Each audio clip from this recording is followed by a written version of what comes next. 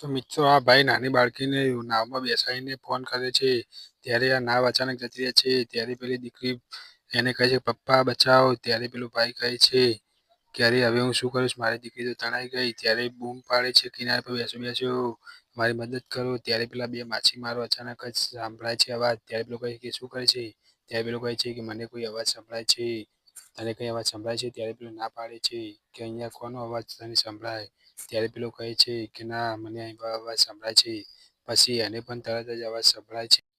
ત્યારે બીજો ભાઈ કહે છે કે આ અવાજ તો કઈ સંભળાય છે. ત્યારે પેલો મૌલવી ફરીથી કહે છે કે મને બચાવો, મારી હેલ્પ કરો, મને તરતા નથી આવડતું. એટલે પેલો કહે છે કે આ ભાઈને કંઈક થયું છે.